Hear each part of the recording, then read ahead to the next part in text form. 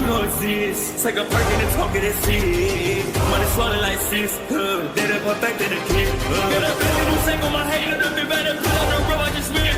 I know we got $1 million. The devil that shit ain't not cheaper than again. Hello and welcome back, fellow anime lovers, to MangaMuse. I am delighted to have you join us once again in the world of fanfiction and fantasy. This is the first part of What If Naruto Enters the DXD High School. Smash the like, share and subscribe button for more. Also press the bell icon so that you never miss such great parts. Thanks for the introduction. Now let's dive into the world. It's over. These were the thoughts of a blonde boy wearing an orange and black jumpsuit that looks like it's seen better days, floating in the dimensional gap covered in golden flames. Naruto, I am sure they'd all be proud of you. Kurama tried to console his first friend. Naruto was on the verge of tears, his lips quaking. All the exhaustion, hunger, and pain was getting to him. Play sadness and sorrow lost. You really think so, Kurama? Kakashi-sensei, Sakura, and Sasuke are all dead because of me, because I wasn't strong enough. Maybe if I really paid attention in the academy, maybe if I had spent more time training, maybe if I was more serious, maybe if I took the ash-killing bone instead of Sasuke, he would have made a difference. If he had both yin and yang seal, then maybe he could have saved Sakura and Kakashi-sensei. I failed them all, Kurama. I'm all alone, Kurama, I'm alone. All the massive fox could do was let his partner vent out all his frustrations. It was a miracle they actually defeated Kaguya alone, but that bitch had one last trick up her sleeve. And here they are in this strange void. Now, all Kurama could do was let him vent before they actually find a way out of this place. The only thing keeping him alive is Kurama chakra mode, and that would soon run out. Naruto, I never knew you were one to spit on the sacrifices of your friends. They sacrificed their lives so you could live because they believed you could defeat Kaguya. They died with a smile on their face, and you owe it to them to live your life to the fullest, because that's what they'd want you to do. Naruto was in his mindscape on his hands and knees, listening to all of what Kurama said with realization dawning on his face. He had to live. He owed them that much, at least. Looks like I'm finally getting through to him, Kurama thought. The sooner he got Naruto out of this place the better. His chakra was weak and it barely helped in protecting Naruto from danger. This strange dimension was fighting against them as if they were not meant to be here, but that's the least of their problems. However, two massive signatures were lurking around in this space, and one of them was advancing to their location fast. These signatures, they were incomprehensible, in the sense that the massive, nine-tailed fox had never sensed an energy like it before. It was not chakra nor was it natural energy. It was something else entirely. Get up, Naruto. You're not alone. 9 bitches all gathered around him with their fists stretched out to make a fist bump with Naruto. You have me and my siblings. You might be the last of the elemental nations, but through you, a new generation shall spring forth, and this time they will be guided into the light, and I promise you'll never feel loneliness, Naruto. And when you do feel it, you do what you always do. You find your precious people, so get up, Uzumaki. I will not have my Jinchuriki brood like an Uchiha. Shukaku to Kurama all surrounded him, cheering him on, and then Naruto knew he wasn't alone. Or at least not entirely. Naruto brought his fist up and bumped it with all the Biju's fists, and a ripple went through the water in his mindscape. Well, he sniffs, we better get out of here. Naruto wiped his nose with his tattered sleeves. The gears in his mind were shifting furiously, trying to find a solution. A way of the void they were in. And how will you get out, Uzumaki? Shukaku asked. After Naruto defeated him, he had a small amount of respect for him, and seeing him go one-on-one with Kaguya made him respect Naruto even more. Trust me, Shukaku, I have a plan, but it's suicidal and I don't even know where I'll land. Naruto was already out of his mindscape with a Hurricane kunai in hand. I really hope this works because I want to live, he thought before he got serious. The shinobi closed his eyes, burning an image of Konoha on his mind. Through his entire body, he tried to envision himself in Konoha, and when the picture became clear, he let loose a great cry, summoning all the chakra he had left, not sparing a single drop. Naruto went full Kurama Sage mode, trying his best to hone in on a Hurricane kunai but couldn't find any. Time for plan B. Taking in a deep breath, Naruto closed his eyes for a second and opened them to reveal that his former orange pupils with a black horizontal bar and a vertical slit changed to purple with a ripple-like pattern. He clapped his hands together and focused all of his chakra in his eyes. The ripple pattern was being overlapped with another different pattern entirely as a crack in the endless void of nothingness appeared in front of the shinobi. The Eye of Samsara had done a lot of feats he himself bore witness to which were nothing short of miracles, but the blonde was inexperienced in its usage. Having a basic understanding of all universal things chakra related, Naruto knew something was happening the moment he sensed a sudden change in the flow of chakra in his eyes. Naruto couldn't see, but something was happening to his eyes, he could feel it. And then, a crack appeared in the endless void of nothingness in front of the shinobi. Seeing this, he pumped more chakra into his eyes to strengthen the jutsu, and his efforts were rewarded when the crack widened again. Just a little more. Naruto tried to reassure himself, but he knew he was on his last leg. His eyes bled due to the strain put on them. His eyelids felt heavy and his consciousness slipped away at an alarming rate. His body disintegrated bit by bit as the chakra cloak protecting him waned, thus leaving him defenseless against the dimensional gap's corrosive nature. The only thing slowing down the process was Kurama, who was still pumping the last of his chakra into Naruto. The other Bijus had sacrificed all of their chakra and had fallen into a deep stasis. "Come on, come on, come on," he screamed as golden chakra burst from his body and the crack widened enough for a Hiraishin kunai to pass through it. "I'm coming, everyone," he screamed mentally as he threw his father's famous kunai into the crack. Hiraishin no jutsu. Swish. He was gone in a flash. The blonde escaped death in the dimensional gap into the unknown. The crack in space closed up.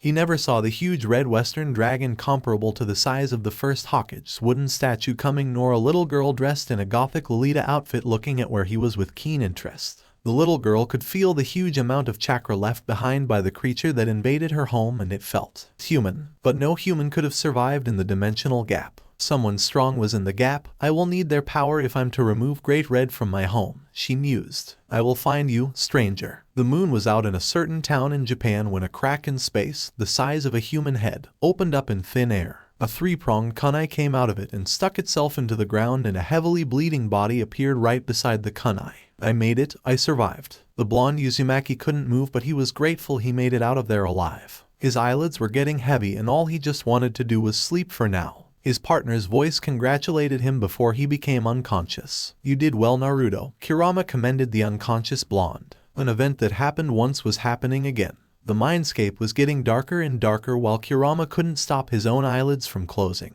It's alright now that they were back home, or so Kurama thought. The nine-tailed fox's pupils dilated a fraction when he sensed something was wrong. Where did the Hiraishin kunai send us to, Naruto? This isn't Konoha. Kurama knew everything was wrong when he sensed no chakra in the people living in this place, nor did he sense the Shinju or the massive chakra network created by Madara using the Mugen Tsukuyomi. Damn it, Naruto, where did that Hiraishin kunai take us, and what was that jutsu? Kurama wondered how Naruto was able to create a crack in space in the first place before he closed his eyes, completely out of chakra.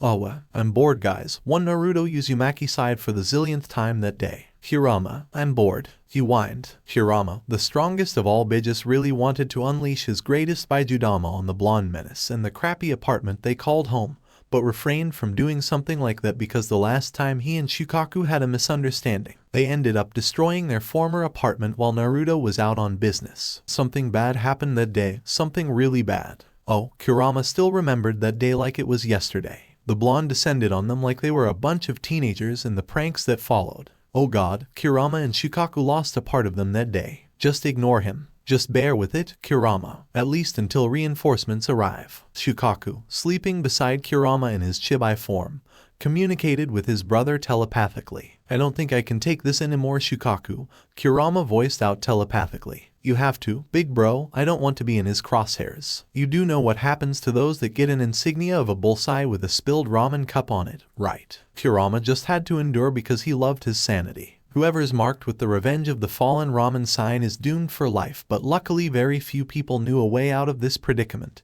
And what was the remedy, you ask? A sacrifice of 1,000 instant ramen to the ramen god Uzuramen was required. Of course, people thought this an urban myth because no one could find out the identity of the ramen god. Anyone that tried to investigate Uzuramen became a living shell of their former self. Kurama, so bored. The blonde Uzumaki wailed. Kurama Naruto called out his partner's name in a sing-song voice. "Shit, this is bad. Where's Seiken when you need her?" The kitsune was already sweating bullets, looking for a way out of the pickle he was in. Seiken would release this certain nerve-calming gas whenever Naruto blew a gasket, and it was pretty effective. Plus the fact that Seiken had a pure record out of them all helped her case too. She was in Naruto's grace. The damn slugs never broken a thing in this shitty house. How she did so was a mystery to the orange fox. "Oi, Shukaku, would you help a brother out? The nine-tailed fox called for help. Don't drag me into this, man. Come on, I'd do anything. Every biju for himself is the #1 rule of this apartment. Damn it. Okay, think, Kurama, think. What if I gave him a target? No, I'm not that heartless. Wait, maybe this could work. Go enroll in a school or something. Kurama, the ever-lazy fox, has once again saved its hide. No, I'm not cut out for school. Naruto refuted. Then go get a job, boy. Last time I checked you had 9 mouths to feed. You lot don't need sustenance. Then get us out of this crappy apartment. I'm still sore about our old house, you rotten fox. Go visit the old man in that ramen shop you frequent so much. Naruto froze when he remembered the old man wanted to tell him something important. And just like that, the blonde was out the window with a black muscle t-shirt under an orange leather jacket with the words "Orange is awesome" styled at the back and blue skinny jeans with orange sneakers. Praise ye the logs. Now that Naruto was out of the way,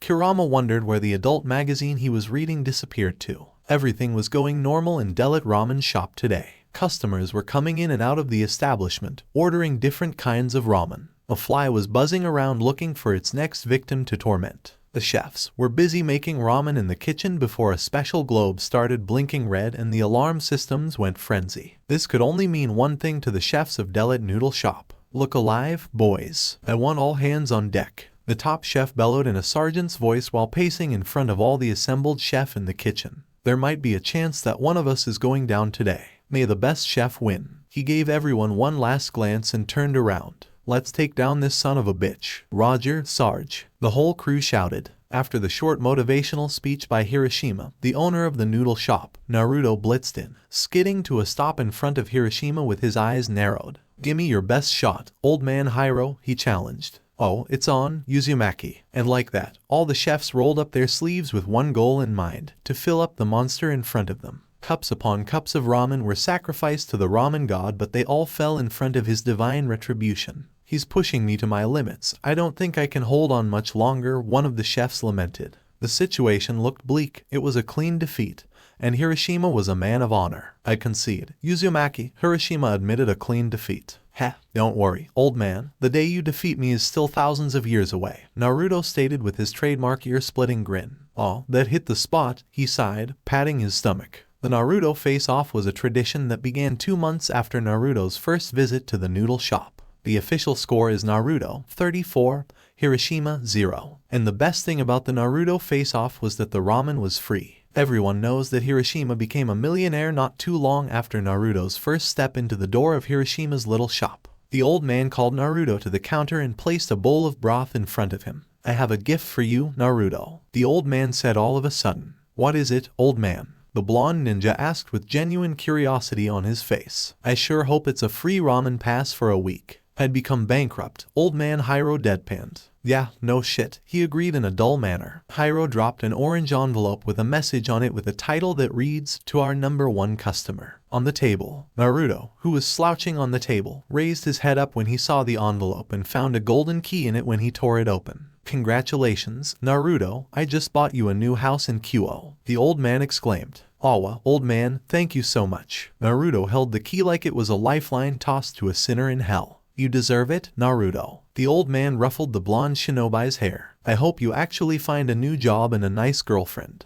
Naruto was going to miss the Shingahashi district because of the old man and his noodle shop, but he had this feeling that Kyoto wouldn't be boring like this shithole he landed in after falling into Kaguya's Yamatsu Hirosaka after sealing her off for eternity. Thanks, old man. I better get packing, then. Don't be a stranger, Naruto, the old man said. Goodbye, old man. Naruto waved at Hiroshima. Naruto was on his way home, bored out of his mind. He wondered if his lifestyle was okay. Was it something worthy of the #1 hyperactive, knucklehead ninja? He didn't even know what hyperactive meant anymore. The blonde Uzumaki quickened his pace because he wanted to see how the bitches would react to the news that he's got a new apartment in Kyoto. Those little runts have been bitching and moaning about the poor living conditions lately. All 9-tailed beasts were in a state of panic right now because Shukaku and Kurama had wrecked their home again. Naruto would descend upon them with an unholy temper. Speaking of the devil, swash, Naruto stood at where his house was supposed to be, only to see Matatabi, Isabu, Sun, Kokuo, Seiken, and Juki pointing at Shukaku and Kurama who looked like they wanted to be anywhere but there. That's when it all clicked in the ninja's head. Those bastards destroyed his house. Again, a huge pressure slammed on the two culprits and killer intent they've never felt before was directed at them. The air got so thick with the amount of Kai Naruto was releasing, and then, all of a sudden, it all vanished. For once, Shukaku and Kurama had the same thought going through their minds. Shit, we're fucked. I just wanted y'all to know how much I love you. Please don't miss me while I'm gone. Okay, the Tanuki of Suna said his last words. Who knew Shukaku had a side like this? Just so you know, Matatabi, I stole money from your safe to buy an adult magazine. Just wanted to make restitution before I die. Kurama confessed. I knew it, Iro Fox. Matatabi hollered. Hey, a fox has got urges too, you know. Kurama tried to justify his actions. Naruto took a steady gait towards them, and every step forward increased the tension in the air. It got so intense that one of the tailed beasts actually farted. Who the hell was that? Kokuo, the gentle one among Hagoromo's creations, voiced the question that was on everyone's mind. I have good news, guys, Naruto yelled, leaving the bitches bewildered. Pack your luggage cause we are going to Kyoto. What in the world? Kurama had a confused look on his furry face. I have a new mansion waiting for me in Kyoto. Naruto squealed in joy like someone that hit the jackpot. What? Was all the tailed beasts could get out. I'm too old for this shit. Kurama shook his head, sighing deeply. Naruto and company were in front of their new home in Kyoto staring at the little mansion in awe. He couldn't help but smile because this was his first gift in this world, and he'd be damned if he let those wild beasts destroy this one. Well, guys, let's go check it out. Naruto's words were followed with a chorus of, yeah, from his partners in their chibai forms. Wow, this place is beautiful. Naruto looked around with childish-like awe on his face and was very eager to explore the house. The living room had all kind of furniture with a black LED TV on the wall, 3 couches positioned at the right angle to have a full view of the TV, a dining room, a kitchen with the master bedroom beside it, and stairs leading to the first floor. Naruto started unpacking and brought out a blank paper, brush, and ink. It was time to fortify his new home with the new seal he was working on. Fuinjutsu at its basic was ink and paper performing impossible feats. The Bijis were at the top of the food chain in the elemental nation, but even the majestic tailed beasts fell to the power of Fuinjutsu. It was no doubt one of the strongest ninja arts in the shinobi world. A whole hidden village was wiped out because of their affinity for Fuinjutsu. It was a good thing Naruto picked up this art while on his training trip with Iro Sennin. Bless his perverted soul. Naruto made shadow clones to unpack and make sure the first floor was ready for use while handing seals to them that had a specific function to put around the house. While the shadow clones were busy fortifying their home, Naruto had bigger fish to fry, and that was the Chibai family he had left and their tendency to destroy his house. Alright, line up, guys. All the 9-tailed beasts in their Chibai form line up in a row on the glass table. Now, this is a new house and that means new rules to go by, and I've got 2 rules for y'all, Naruto said with his game face on. No one, Naruto glared at the ones that had the tendency of getting into trouble, is allowed to fight inside this house. If you have a beef, go settle it in a forest away from civilization. And, Kurama yawned, staring at Naruto with a dry look. The strongest of the 9 Bijis just wanted all this over and done with so he could watch that soap opera he loved so much. You'll all return into the seal when I'm out. I'm not going back into that sewer. Shukaku's crazed voice was accompanied by a nod from all his siblings. That's my mindscape we're talking about, Baka Tanuki. Naruto snapped. This is outrageous. You're taking away our rights to free movement. Don't question my authority, Shukaku. It's either you're in or out. Oi, Kurama, do something. Sorry bro, every biju for himself Kyukuku. Shukaku muttered something about evil blondes and stupid foxes under his breath, but complied with the rules set in stone. Boss, the kitchen is filled with all kinds of food commodities and there's instant ramen too. Several poof sounds were heard all around the house to signify that all the clones were done with their individual tasks. Kurama switched on the TV as soon as Naruto entered the master bedroom. Each biju wandered off to do their own thing. Naruto came out wearing a burnt orange sweater and black pants, his wet hair sticking to his forehead. You're going out. He glanced at the sex scene airing on the TV and shook his head in amusement. Gotta get myself familiar with the roads and stores. Bats are crawling this city. Be careful. Naruto waved over his shoulder and strictly ordered Kurama and Shukaku to main order while he's gone. A simple but maybe effective solution. Anyway, those two are prone to destroying things, so putting them in charge of protecting his property seemed logical to him. Naruto seemed to ponder over his decision as he neared the gate. Oh, fuck it. The roars of protest that hit his ears was well worth it. He didn't want to come back to a destroyed mansion. The hero of Konoha was walking down the streets of Kyoto, taking in the sight of the skyscrapers, the cars, different kinds of cars, the billboards, the airplanes in the sky, and a lot of other fascinating things. He saw two couples holding hands and kissing in public while others waited for the green light before they crossed the road. Inhabitants and their strange behavior and traditions. Imagine Naruto's surprise when he saw the map of the world. This world was bigger than the elemental nation by a fair margin. Learning about the 7 continents and the seas, mountains, and other wonders of this world was a very pleasant experience for the unpredictable ninja. He also learned this world has been through 2 bloody world wars. The cycle of hatred was everywhere, it seems, and most of these humans don't even know that there's so much more that lurks in the dark.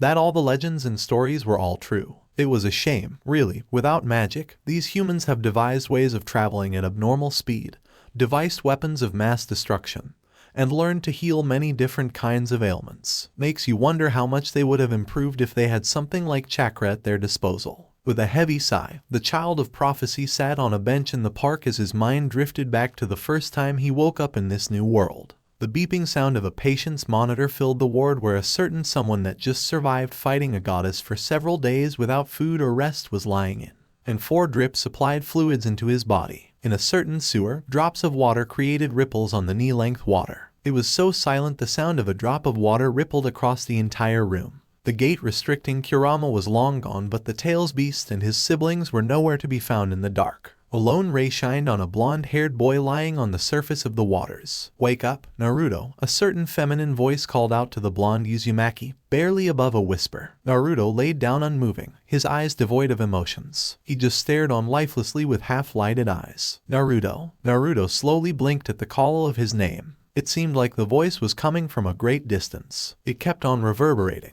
rising in volume and intensity to the point where he felt bothered by the incessant calling of his name. The water droplets started dripping faster, the ripples reaching the blonde's position. "Wake up." Naruto's eyes snapped wide open in his mindscape, and a second later he regained consciousness in the physical world. "I'm not dead." Naruto tried to open his eyes, but the fluorescent light stung. The last thing he remembered was a hurry shining out of that weird Daimseon. After his eyes adjusted to the lights, Naruto noted that he wasn't in his tattered jumpsuit, his pouch nowhere to be found, and his hitai missing. He was in a light blue hospital gown with a white flower pattern scattered around it. His sensitive ears pick up indistinct chatter. The smell of strong disinfectant hits his nose. He felt sore and hungry. He brought a hand to his temple to massage the throbbing headache he had, wondering where the Hurricane kunai brought him. "I see you're finally awake." Naruto snapped his head to the source of the voice to see a black-haired man wearing spectacles dressed in a doctor's garb. The blue-eyed youth tried to sit up, but the pain wouldn't let him. "Take it easy. You've been asleep for a week now. We thought you wouldn't wake up for a while because your wounds were very fatal," the doctor told the awakened blonde.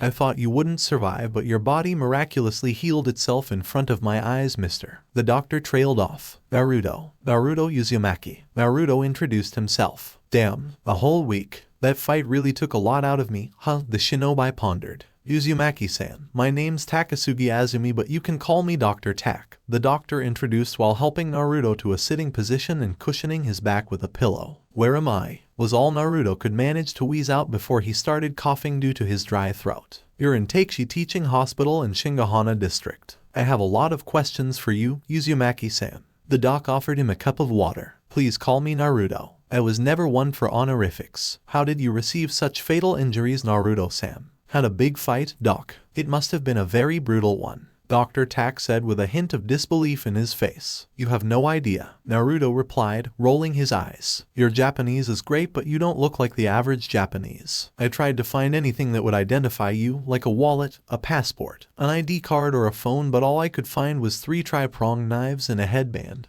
The doctor pointed at the objects beside the table. "You're not from here, are you?" The doctor's entire body language shifted to that of someone on edge, and Naruto grew nervous because he wasn't sure if this guy was hostile or friendly. "I came from a very far away place," Naruto replied to the doc. "An illegal immigrant," Takasugi queried. "Yes," the shinobi lied. Dr. Takasugi's wary expression morphed into an emotionless as he asked the blonde, "What are you, Naruto-san?" "What do you mean, doc?" Naruto raised an eyebrow at the question. "I saw your wounds heal by themselves, Naruto-san. I heal faster than normal. Humans don't heal that fast." "What do you know about the supernatural?" Naruto withheld his tongue before he spit out another answer. What was this guy's angle? What's a supernatural? He's never heard of the term. Surely you must have some kind of sacred gear that grants you the ability to heal faster than normal. So, what faction would want you dead, Naruto-san? I don't think I understand you, Doc. Naruto answered a bit confused. Factions, sacred gear. My sacred gear shows me the affinity of magic in a human, and every human, no matter how minuscule it was, had an affinity for magic, but you had zero magic affinity. Magic? Like parlor tricks. Naruto frowned. Are you perhaps a yokai?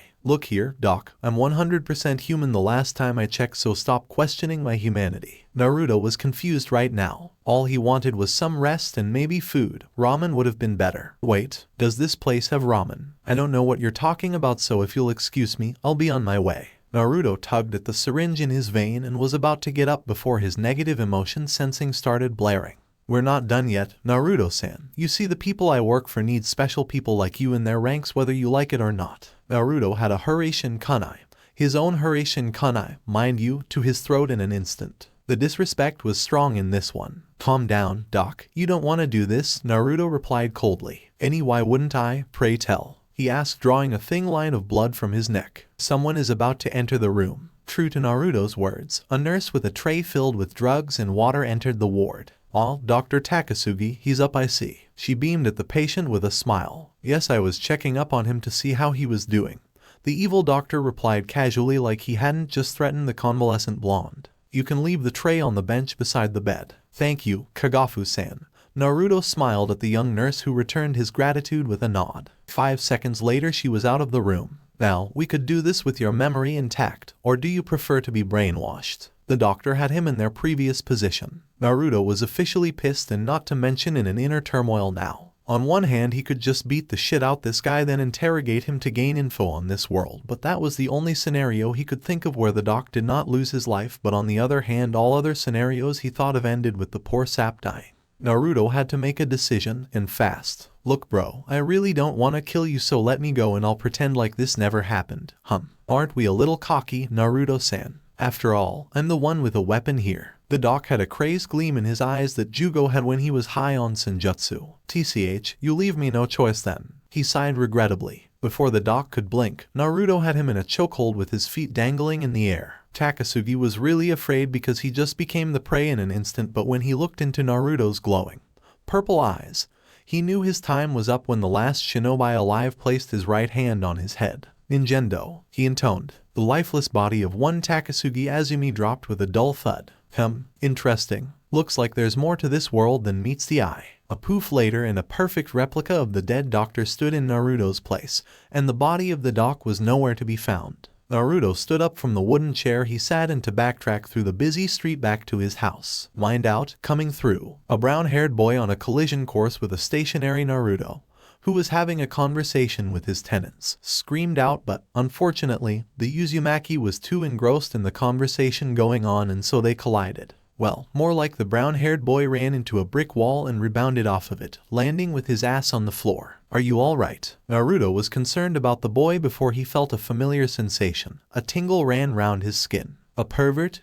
You see, after spending 2.5 years with Jiraiya, Naruto developed a seventh sense. That's right, a seventh sense that is activated when a pervert is within a certain radius of him. Damn, this guy's pervert aura is on par with Hiroshina's. He whistled in awe. Issei was a little disoriented but managed to get his bearings. I'm fine, stranger-san, he replied, gazing up at the person he bumped into. The mop of blonde hair reminded Issei of Kiba, the pretty boy of Kyo Academy. I'm sorry, but I gotta go. My mom's going to kill me if I'm late. The boy dusted his pants and continued his race back home. Naruto continued on his path back home, the same path the perverted brunette took. Naruto wondered if they were neighbors, but dismissed that thought because his pervert radar would have picked up on something. He could have hurried home but didn't because he wanted to walk today. And besides, those tailed monstrosities would want out when he got home. Now, all that was left was to eat as much ramen as he could and then get some much-needed sleep. Alarm clocks are a must-have item in the 21st century. Don't think so. People once paid other people to wake them up back in the old days. They'd hit their windows with a long stick to wake them up in the morning.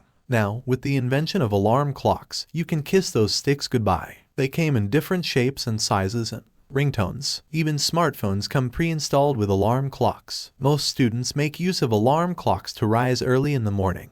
Alarm clocks with normal ringtones, all except the mighty pervert himself. Wake up, wake up. If you don't wake up, I'll kiss you. A digital alarm clock repeated like a mantra until a tan hand slammed on the alarm clock that displayed 7:15 a.m. Issei had a very weird alarm clock. Ugh, it's morning already. He scratched his unkempt hair while rubbing his eyes. Issei Hayato was an average third-year high school student of average height, short, spiky, brown hair with 2 short locks of hair behind his head, and light brown eyes. He was an only child living with his parents in Kyoto. Everything about him was average except for his massive libido. Issei was a shameless pervert with an unhealthy obsession for women's tits. Due to this, he was disliked by the female students of Kyoto Academy, a recently co-ed academy, which was the perfect place for a massive pervert like him to indulge his perverse desires because of the higher female population. He was a proud member of the school's perverted trio, a trio of the most perverted men in Kyoto Academy. He wore the standard Kyoto Academy uniform except he had a red shirt. Issei's dream was to become a harem king.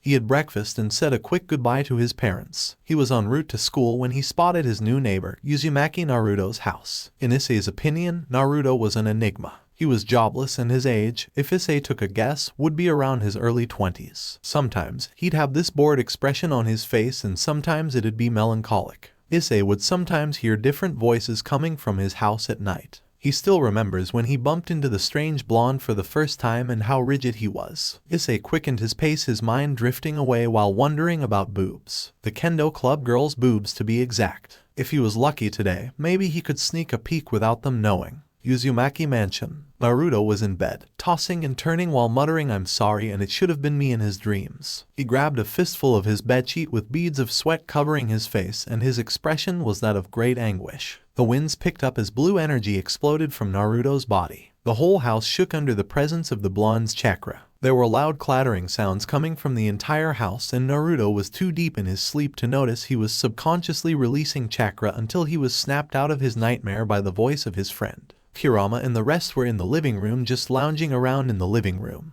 bored out of their minds. Ever since they landed in this dimension, Naruto had never used their full power in battle and it was kinda boring for beasts that could cause tsunamis by waving one of their tails. They were a lot of powerful people in this dimension but the blonde just wouldn't fight unless it was deemed really necessary. We have to do something about this lackadaisical attitude Naruto has developed over time. Natatabi really cared for Naruto because he was the one that reunited them after all these years and gave them hope, but this attitude of his was unbecoming of the boisterous shinobi. Yeah, it's been a while since we last saw the Naruto that gave a damn about people. Yuki knew the blonde had a tendency to butt into people's business, always wanting to help people shoulder their burdens, but the current Naruto was a far cry from his former self. Do you think he still hasn't gotten over his guilt and regrets? Son Goku added his 2 cents on the hot topic. Hey, shouldn't you know why the kid became like this, Kurama? After all, you've been inside him since birth. Isabu, the 3-tailed turtle, probed the strongest among them. Said fox was on its hind legs while his head was resting on his paws with his eyes closed. It's a coping mechanism the brat developed over time and the only way to break out of it depends on him entirely. Kurama shared a much deeper connection with Naruto than the rest of the bitches so he knew the solution to Naruto's problem. I don't think I understand. Shukaku was really confused right now. All I'm saying is that the brat needs to make new bonds. He needs friends, precious people that would help him overcome his guilt and, in his current mindset, that's impossible. I see he needs to get out there and... Whatever Seiken wanted to say was cut short when they all felt a spike in Naruto's chakra level. Shit, Kurama cursed under his breath. The Chibai giant took off from the couch and was in Naruto's room a second later. Snap out of it, Naruto. Naruto. Naruto awakened with a gasp to the sight of all 9 bitches on his bed looking at him with worry-filled eyes. Another nightmare. It was more like a statement than a question from the orange fox. I'm fine, Kurama. Naruto wiped off his face while trying to calm his erratic breath. You were releasing a lot of chakra while sleeping. Was I? They wouldn't approve of the way you are living. Kurama frowned. Shut up, Kurama. Naruto groaned. You have to come to terms with the fact that you can't reach the elemental nations anymore. They would have all turned into white Zetsus by now. Kurama said. Super Gramp Sage must have a solution. Naruto replied. Not without our chakra. You don't get it, do you? I have been finding a way out of this place for 2 years now because I'm the only one that can dispel the Mugen Tsukayomi.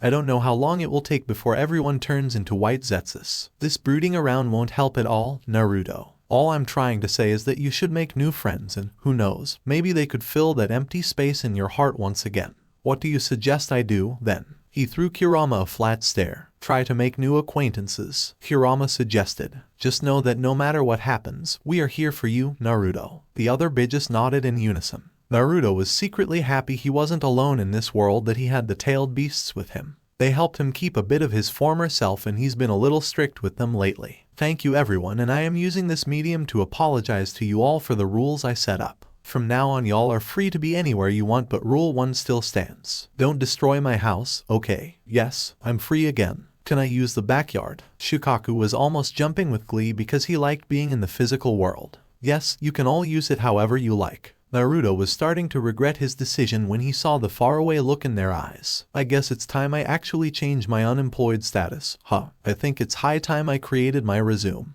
Naruto had a massive grin on his face. Just hold on guys, Naruto Uzumaki doesn't go back on his words. Databeo. Evening. Issei had a long face on, thinking about his unfulfilled school life on a bridge. Will my time at the academy be wasted without a single chance to get some boobs in my hands? Issei was so deep in thought he didn't notice he had company. A black-haired girl in a uniform he's never seen before walked up to him with her hands in front of her interlocked together, and her gaze was on the floor. Are you Hayato Issei from Kyo Academy? She asked timidly. Yes, that's my name. Issei replied with a blush. He couldn't help but notice how cute she looked. My name is Amano Yuuma, the cute girl introduced herself. She seemed to fidget for a while before she mustered up the courage to say her mind. Are you seeing anyone at the moment, Hayato-kun? Not really, Issei said in a carefree manner. Then, would you please go out with me? What did you say just now? Issei stuttered. He was really surprised that a cute girl just walked up to him and asked him out. I've always seen you pass by here, and well, please go out with me. The cute girl screamed with her eyes squeezed shut, fearing rejection. Issei was a happy man today. Maybe the most happiest man on ear, scratch that. The day he squeezed some oppai would be declared a public holiday by the gods. Everyone always thought he'd never get a girlfriend. Hell, Issei knew his chances were slim given his perverted reputation, but here he was on this bridge with a cute girl asking him out. Yes, of course I'd like to, Amano Yuuma-chan. He replied in a heartbeat. Yuuma had a megawatt smile on her face, and Issei couldn't help but blush. How's tomorrow afternoon sound? Yeah, that'd be great. Issei was skipping in his neighborhood with a large perverted grin on his face. Matsuda and Madohama would be so jealous when he showed off his new girlfriend tomorrow. He was dreaming about the oppai on Yuuma and the perverted things he'd do to them. He was so distracted by his perverted fantasies he almost bumped into the same blonde stranger he did yesterday. Oh, it's you. Issei pointed his index finger at Naruto. Oh, it's the resident, perverted brat of our neighborhood. Naruto mimicked Issei. You're the new guy in town? Issei asked, feeling uncomfortable because his new neighbor must have heard news of his perverted habits, and now thinks he's irredeemable trash. What about it? Naruto raised an eyebrow. I'm Issei Hayato and I live in the house beside yours. Issei wanted to learn more about the blonde stranger. Naruto Uzumaki. Naruto introduced himself while putting a hand forward for a handshake. Issei shook Naruto's hand with his left hand, a smile on his pink face. So, what's up with the smile on your face? Naruto asked. Oh, a cute girl just asked me out, Naruto-san. Can you believe that? Naruto chuckled at his happy attitude.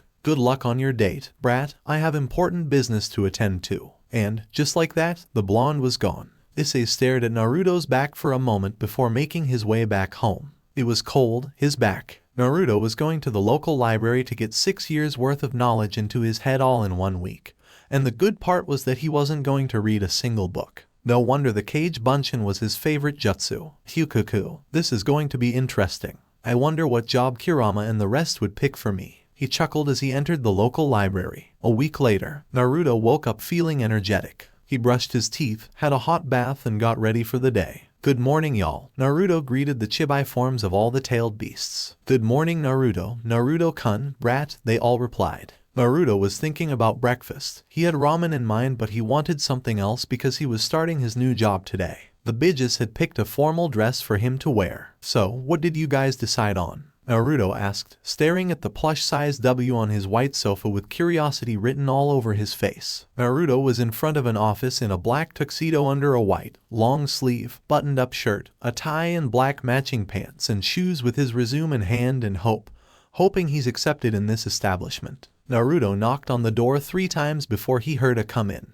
Taking a deep breath, he opened the door and entered the office. Naruto was offered a seat with a hand gesture to one of the 2 seats in front of his potential new boss. Streets of Kyoto. Issei and Yuma walked beside each other en route to their planned date venue when they managed to chance his friends on the street. He introduced his new girlfriend to his friends Matsuda and Motohama with a sense of superiority and glee, almost like he was gloating. Their reaction was predictable as expected, priceless surprise and betrayal reflected on their faces. Yama linked her arm in his as he waved his friends over his shoulder, leaving them burning with jealousy. Issei and Yuma had lots of fun on their 3rd date. They went shopping, visited the park, the arcade, had coffee, went sightseeing, and spent the evening in the park. It was getting dark and it was time to call it a day. I had a lot of fun today, Yuma stated while holding Issei's hand. Yeah, today was great, Yuma-chan. He breathed with adoration written all over his face. Say, Issei-kun, do you mind doing me a favor to commemorate our first date? Yuma asked with a smile on her face. This is it, my first kiss. Don't screw up. Issei, the brown-haired pervert, scolded himself mentally. What kind of favor? Issei questioned his love interest, trying his best to conceal his excitement. She tiptoed, her lips curving into a wicked smirk, and whispered into his ear, could you die, please? Issei cleaned his ear with his pinky in the sheer bizarre nature of her request. He wasn't expecting that at all. What he expected from her was a kiss. Sorry, Yuma-chan, can you repeat that? Issei asked, a bit disturbed by the unusual request. I think there is something wrong with my ears. She stared at him, right in eye, her smirk widening further as she radiated a sinister aura. I said, could you die, please? In front of his eyes, his girlfriend's clothes burst into bits, leaving her nude except for her black panties covering her womanhood, while she transformed into something else. But in that split second of her transformation, he saw her tits, naked tits, the first tits he ever saw. Her new attire was something worthy of a BDSM outfit of sorts, with wings, jet black wings sprouting out of her back. I really enjoyed our time and I'll cherish the gift you gave me, so. She stretched her hands forward and a spear made of light formed in her hands. Please die. She stabbed Issei through the stomach. Issei coughed up a mouthful of blood, his eyes wide with shock, hurt and betrays. VOICEOVER Yuma-chan. The bleeding Issei wanted to know why he was being killed. Yama pulled her light spear out of Issei, the action making him fall to the ground without any support to hold his limp body. What a shame, really. He was really looking forward to impaling her with something nice, but he never knew she'd take the initiative, quite early, and impale him with something else entirely. You possess a sacred gear in you, so your existence poses a threat to us. Blame God for putting a sacred gear inside you. Yuma flew away, leaving Issei alone and dying with only one regret. He should have at least touched her boobs before she killed him. I'm dying and all I can think about is a woman's breast. What a shitty life. He lamented in his last moments. My blood reminds me of her hair, her long, crimson locks. I wish I could die with my head in between her breasts. These were Issei's last thoughts before he died. But what he didn't see was a red teleportation magic circle forming beside his dead body, and a certain red-haired ruined princess stepping out of it. The next day, you really don't remember Yuma-chan. Issei, a fully revived and healthy Issei, was hoping his friends would remember anything about his girlfriend, but it seems the perverts had totally forgotten about Yuma-chan. As if that wasn't weird enough, everything Issei had about her, like her phone number and her house address, was erased. His friends thought he was delusional and the brunette thought it was all a dream too, but it all felt so real. Issei shook his head to clear all his thoughts. He woke up early morning in his bed, as if nothing happened yesterday. It was like he had a vivid nightmare. He woke up and did his morning ritual, but he only noticed something was truly wrong when he couldn't find anything relating to his girlfriend. He gripped his hair in frustration and cried out to the sky. His venting was cut short when the girls of Kyoto began gossiping about. Hey, did you guys hear about the hot, new biology teacher? A random girl asked. Yes, I heard he just applied yesterday. Do you think he's single? Kaya, I heard he's going to teach our class. Issei released a loud groan of utter exasperation. Kiba was already big enough of a competition. He didn't need a new one. The brunette slammed his head on the table with a bang in protest of whoever this new teacher was. Forget Yama, he needed to protect his turf, Class 3B. The front door of Class 3B slid open and a tall, blonde man wearing a black tuxedo on top of a black turtleneck with black pants and a matching pair of shoes waltzed in with an aura of confidence and power. Good morning, class. I'm your new biology teacher, Uzumaki Naruto. He introduced himself with a straight face. Several squeals from the female students filled the air. They were going on about how cool and handsome the blonde was. Oh, Naruto-san. Issei was astonished to see his neighbor in school, and as a teacher no less.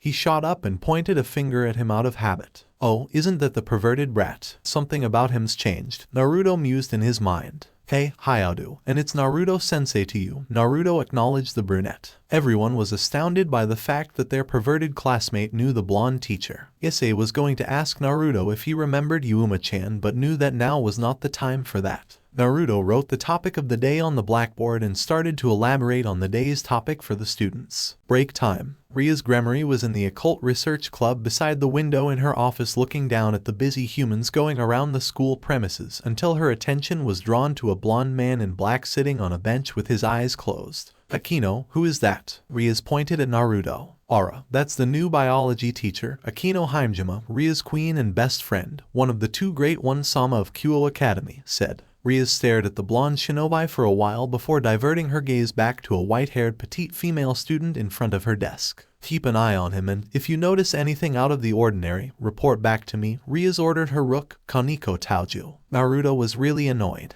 The fangirls of this world were on a completely different level compared to the ones in the elemental nation. His sensitive ears picked up on the comments of the students no matter how much he tried not to. Wow, Naruto-sensei looks so handsome with those black marks on his face. I love Naruto-sensei. Kaya, I wish I could sit by Naruto-sama. Lucky bastard. Go die, blondie. Naruto's eyes twitched at that. This school was like any normal school except it had those blasted supernatural bats disguised as humans schooling amongst them. After absorbing the Dark Soul, Naruto gained a lot of info on the supernatural world. He could sense supernatural beings if he was in sage mode. They felt inhuman and a devil's aura had a dark but not necessarily evil feel to it. He remembered his first encounter with a devil and when he learned that nature, in this dimension, was angry at everything. After busting out of the hospital he was held up in for a week. Naruto knew he had to find a place to lay low for the meantime. The doctor worked for an organization known as the Hero Faction. This organization collected different kinds of sacred gear users to rid the world of devils and fallen angels. They recruited special people with special abilities using any means necessary to initiate them into the organization. Naruto didn't have time to deal with this organization, not when the elemental nation's inhabitants were still under the influence of the Mugen Tsukuyomi. The knucklehead ninja wondered how long it would take before everyone back at home would turn into white zetsus. It was a race against time and the problem was a ticket to the elemental nation, but for now, he had other worries like how he'd survive in this alien world. It was a miracle his Hurricane Kunai landed in Japan when he threw it through that hole. Where Kaguya's technique brought him to was very dangerous. Naruto had no doubt he would have died if he was not Kurama Chakra mode. He navigated his way from the hospital to the forest in the distance. With his destination decided, he pumped chakra into his legs and with a mighty hop he was gliding in the air, and he had a bird's eye view of the city. The view was so beautiful from up there, the lights, the roads and the cars on it, the skyscrapers compared to the small buildings and the dots that signified the humans walking down the street. He should hog all this to himself alone. His partners had to see this, he thought. Kurama. Naruto received no reply and thought the Biju was sleeping. He couldn't go inside the seal and wake the poor fox over something as feasible as sightseeing lest he incurs the wrath of the great fox. Naruto traveled away from civilization, jumping across the skyscrapers on the streets till he reached the massive forest in the distance. Kurama, you there? Naruto tried contacting his partner when he landed on the forest floor but received no reply from the giant fox. Kurama, Juki, son, still no reply from the Bijus. Fearing the worst, Naruto dived into his mindscape only to see all the tailed beasts were asleep. He breathed out a sigh of relief. The fight with Kaguya was no doubt the hardest fight he's ever had. The fight with Nagato, Juyubaya Baido, and Six-Path Madara paled in comparison to the scale of destruction they left in the wake of their clash. The current state of the Bijus might be due to chakra exhaustion. Maybe they spent the last of their reserves into healing his body. Naruto exited the seal and sat in the lotus position on the floor of the forest, ready to draw in nature's energy before kill. Naruto's blue orbs widened to epic proportions. This wasn't right, this should not have been possible. The amount of malice he felt from drawing nature's energy wasn't supposed to be there at all. The hate wasn't on the level Kurama had before they became friends, but this caused great concern for Naruto.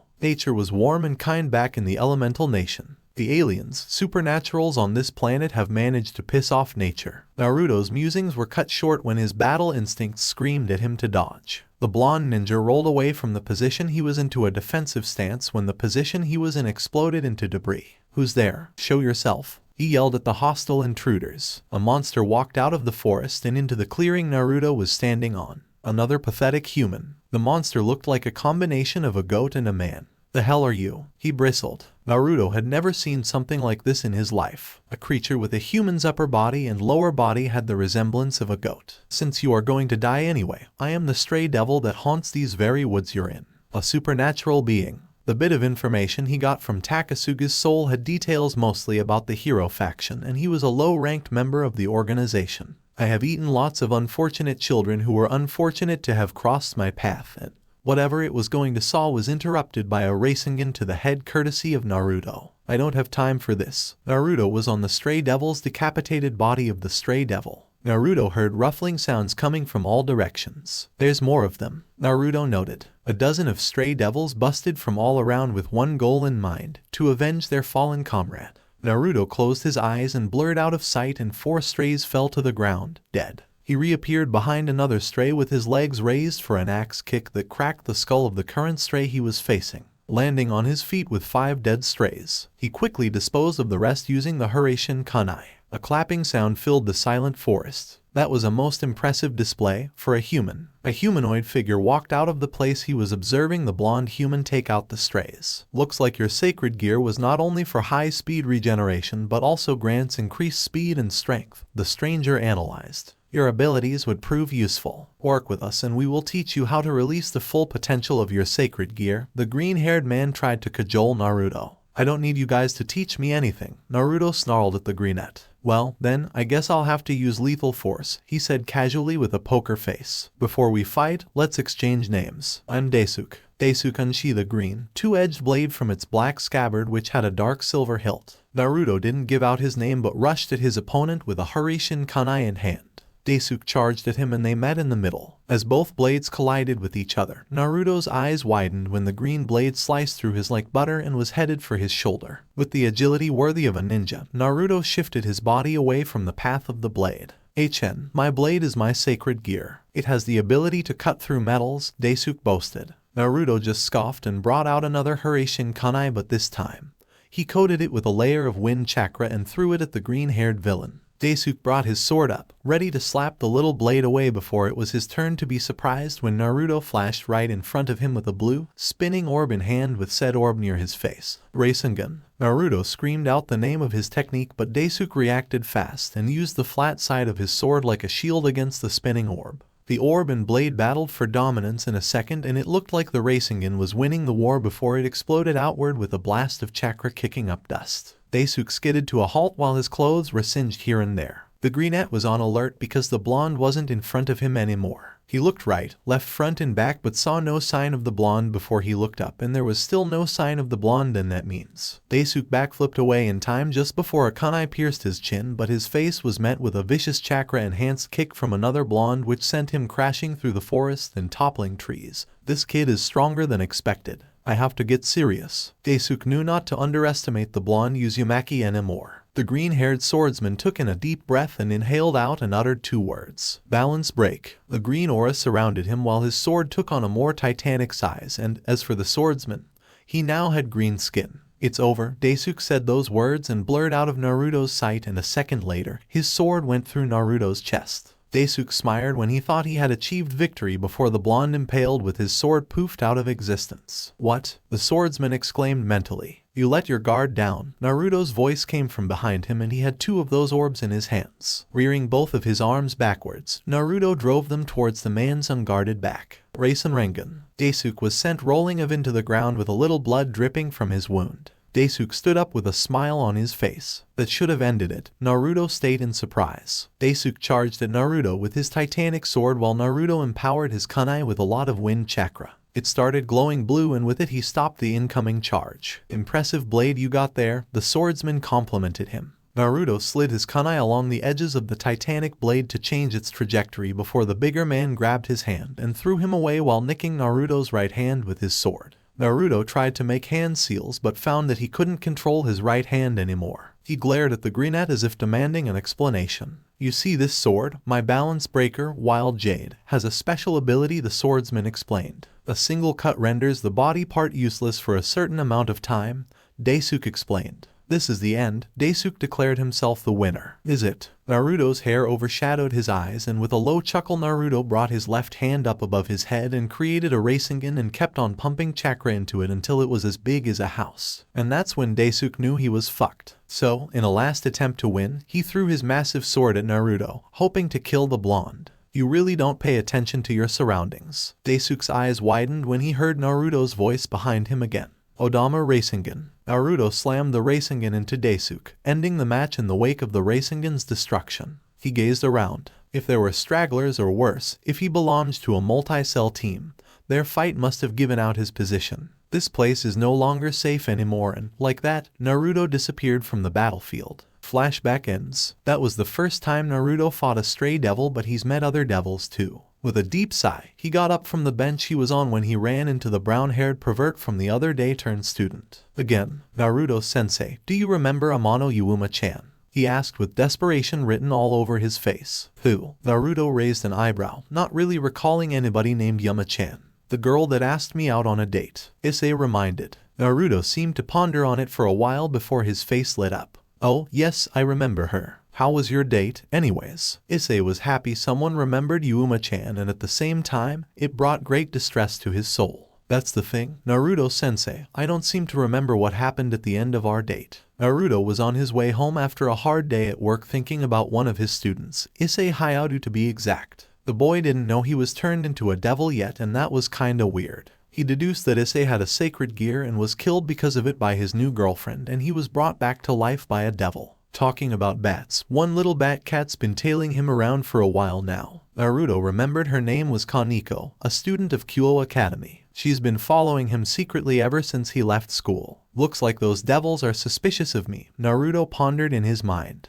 What are you going to do about that bat following you around? The nine-tailed fox inquired. Let's kill her. It's been so long since I killed someone. Looks like Shukaku still had his psychotic tendencies. Just a little killer intent would suffice, Juki proposed. The prankster and Naruto stirred awake with a new target in sight at Juki's suggestion. Koneko Taoju was tailing the new biology teacher around just like her king ordered her to, but she didn't think anything about the blonde teacher was special given his mundane routine.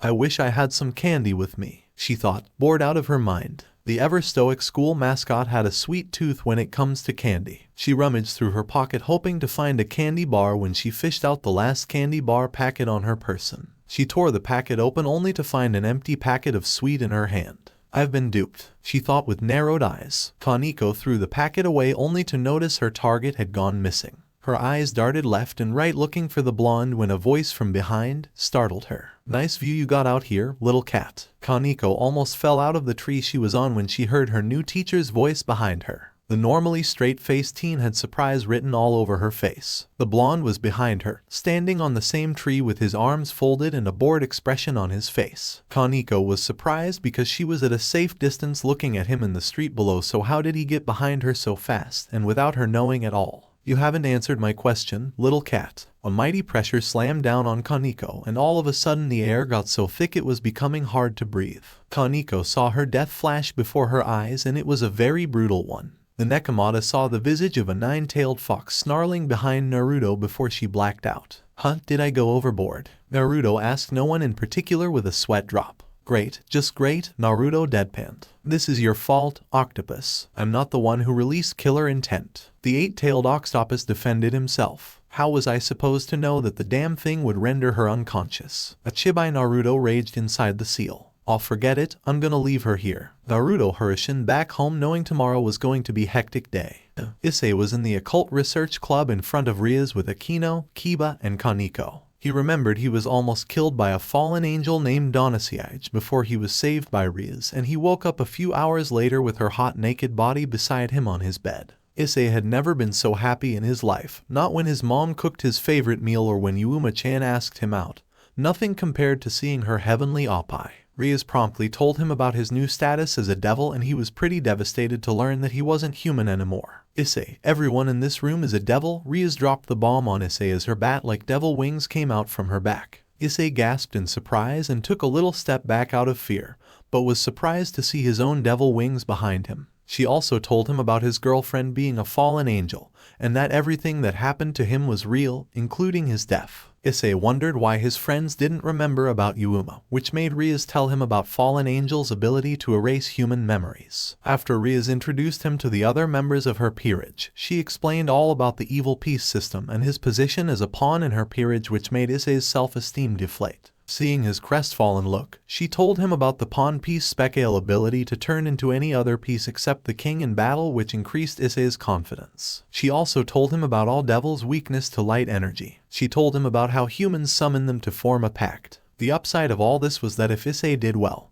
he'd get his own servants and he could do whatever he wants with them. Yes, the brunette's dream of becoming a harem king was still possible. Issei's first mission wasn't quite eventful, but when he was going back to the occult research club, he almost lost his life again. This time it was a blue-haired female fallen angel by the name Calawarner, and in this life-threatening situation, Issei unlocked his sacred gear, which takes the form of a red gauntlet with a green gem on it on his left hand. This made the fallen angel retreat because she wasn't expecting him to have a sacred gear. After the little skirmish with the fallen angel, Issei got back to the occult research club. He told Rias of his encounter and his new power. She congratulated and told him he could manifest his sacred gear anytime he wanted to. Now that the fallen angels know you're a devil, you have to be more careful, Issei, and don't think you can take them all on. Now that you've unlocked your sacred gear, the redhead warned her pawn. Yes, I understand, but I'm going home. Issei dismissed himself. The next day, it was morning and Issei was on his way to school when he saw a cute blonde girl in a nun's outfit on the floor murmur something about how clumsy she was. Hey, there, are you all right? Issei offered a helping hand. I'm fine, thank you. The blonde nun took Issei's hands. I'm Issei, the Red Dragon Emperor introduced. Nice to meet you, Issei. I'm Asia. Sorry, but I'm a little bit lost. Do you think you can help me out? The blonde nun told Issei with a blush on her face. It was nighttime and the light of the full moon shone brightly on one miserable blonde ninja who had an extremely bored expression on his face, with one hand his pocket and a grocery bag filled with ramen on the other. He could have hurried home, but he actually enjoyed walking home swinging the bag with eerie step. He took his mind flashing back to yet another hard day at work. Stupid hormonal teenagers, Naruto grumbled under his breath. What are you going to do about those devils back in school? The Chibai Kurama appeared over Naruto's head with a poof. For now, we do nothing. He was thinking about the white little cat and how she felt like a yokai up close. Those devils are going to be wary of you, Naruto. Let them be, Kurama. I don't have the time nor energy to waste on dealing with little bats. Meow. Naruto's inner conversation was interrupted the moment a small cat jumped into his path. Huh? Black cat? Naruto pointed at the black cat in front of him and his eyes flashed with melancholy for a brief second when he remembered a certain excuse of a certain Cyclops. What are you doing out here alone, cat? Naruto rubbed the cat under its ear, making the cat purr in satisfaction. Oi, Naruto, that's not an ordinary cat. I know, this cat reeks of devil energy and chakra. Naruto scooped up the black cat after having a discreet conversation with Kurama, who was in the seal the moment they sensed the cat. You're bringing an unknown yokai home. It'd be fun, and besides, I'm bored. We're gonna have lots of fun, little cat. I'm gonna call you Tora, Naruto said, petting the cat. It was 3:12 when Naruto finished with the last class he had for the day. And as for your assignment, I want it on my table tomorrow morning. Do you hear me, brats? Naruto barked at his students. Hi, Naruto-sensei. The whole class chorused. Naruto just made his way out of class when a pale blonde-haired student walked up to him. The kid seemed like a devil. Hello, Naruto-sensei. My name is Kiba Yudo, and if you don't mind, Rias Gremory requires your attention in the occult research club. Naruto raised an eyebrow at the blonde kid in front of him. Tell the Gremory brat to come to my office if she needs anything. Naruto was already 2 steps away before Kiba stood in his way with a smile on his face. Your attention is really needed, Naruto-sensei. It's about a topic she's having trouble with. Whatever it is, it can wait. I have to get home fast so I can feed my pet cat. Go away, kid. Naruto dismissed the blonde knight. Naruto knew why the voluptuous bat wanted him in the orc, and frankly, he didn't give a shit about what she wanted or any stupid warning she would give him. Kiba was quite dissatisfied about the fact that he couldn't bring Naruto to the orc, but he was kind of surprised because upon probing his energy levels, he realized Naruto had 0 magic or light energy. So, what faction did he belong to? Kiba opened the door to the orc and his fellow peerage members except Issei were present. Where is he? Rias asked, noticing the glaring absence of one Naruto Uzumaki. He declined and he said something about feeding cats. Kiba replied to the redhead. Oh, are you sure he's a supernatural? Koneko. He's sinister and hostile. I saw my own death, Butchu. Koneko was really shaken up by Naruto's actions the other night. I'm not sure, but his scent is that of a human. Human? Rias questioned with a frown. Yes, and a strong smell of a fox, the white-haired rook stated. Ara, Naruto-sensei is a yokai. Akeno asked. He's not a yokai, Koneko corrected. For now, just steer clear of him, okay? He might be onto us. We don't have enough info on him. Rias was about to continue before Issei barged in screaming at them to please help save Asia, which Rias declined, but Issei wouldn't see reason. That place is enemy territory, Issei. But Asia, whatever Issei was about to say was cut off by Rias. You're not going, and that's vital. But Issei tried to argue, but Rias and Akeno left the orc to meet Sona. Fine, I'll do it myself, Issei said, with his boosted gear activated. I don't know whether you're brave or stupid, but I'm coming with you. Kiba secured his word beside his hips. What? You'll get promoted to any other piece if you enter that church, but you can't defeat them on your own. That's where we come in. Koneko too. Issei was happy because the chances of saving Asia just went higher. The school mascot just nodded her head. Alright, let's go. Achoo. Naruto sneezed on Tora, who was on his lap. Someone's talking about me. Naruto ignored the growling cat in his lap, and the cat scratched Naruto's face with its claws. Gah, damn cat. Get back here. Naruto chased the cat around the house while Naruto's face gained more marks that healed on spot. Is this really the human that managed to evade the hero faction for this long? I must say, I'm disappointed, the black cat mused. And why does Off-Eyes seem so interested in him? Tora stopped on top of a table with its fangs bared and its tail raised up like a tiger ready to pounce on a deer. Oi, what's with that look, Tora? The cat's face went blank and it jumped at Naruto's face, intending to claw out his eyes. Scratch. Gah. What the hell did I do this time, Tora? Scratch. Don't you like the name? Naruto asked, a bit weary, with his hands shielding his face. Somehow, the cat nodded. So, how about Garfield? Naruto received a sharp claw to the face. Would you like some ramen? Naruto asked with a glimmer of hope in his eyes. Meow. Somehow, Naruto knew the cat just said no to ramen. I hate cats. A flaming blue cat hissed inside Naruto's head. So, what's your name? Naruto questioned the cat as if it could speak. It's fine to tell me your name. Cat, I know you're a yokai, the blonde ninja said to the cat. For a second, the cat froze before it regained its composure, and a mischievous smirk formed on its face. The cat transformed into a voluptuous young woman with black hair and hazel eyes in a black kimono and a yellow obi. Looks like the cat's out of the bag. Naya, the woman disguised as a cat, spoke for the first time. Naruto's eyes twitched because of the skimpy outfit she wore and how her huge breasts were almost visible. You haven't answered my question, Tora, Naruto reminded. The cat-turned woman walked towards Naruto with a sway on her hips. She cupped Naruto's face and settled her generous butt on his lap. It's Kuroka Naya, she licked his whisker marks. Naruto was getting uncomfortable with the situation he found himself in. How was he supposed to know that the cat was going to be this hot in human form? So, what do you want with me, Catwoman? You're quite popular in the Kalos Brigade and you've managed to gain the attention of the Ouroboros dragon god. A very impressive feat actually, Kuroka explained to Naruto while tracing her fingers on his abs. The Auburn what now? Naruto was really lost here. Was her boss's name God or Auburn whatever or dragon? The infinite dragon god? Nope. Off-Eyes, I don't know who you're talking about. Okay, my boss requires your expertise and she'd have come here in person if she knew where you lived. I am honored and all, Catwoman, but what if I decline? Kuroka giggled at that. You'll get the blessing of Off-Eyes if you join us, Naya. We could definitely use someone like you in the Kao Brigade. Naruto hummed at the perks, but he had something else in mind. What is the goal of this organization? To remove the strongest dragon god from the dimensional gap, Naya. If your master wants my services, then she must grant me a request. That sounds fair. You're quite the celebrity in the hero faction, Naruto-san. Kuroka had heard about the blonde and his escapades. The rumors of a human smart enough to evade the hero faction entirely and strong enough to defeat some of its stronger members was sure to attract attention. The reason why they stopped trying to capture him was unknown to Kuroka. Hero faction, huh? I'm afraid we have a little misunderstanding between us. Naruto was calm on the outside, but on the inside, it was another thing entirely. It's that stupid organization again. Are our fates intertwined or what? I thought I saw the last of them when I went to Kyoto. I wonder how Kanu is doing these days.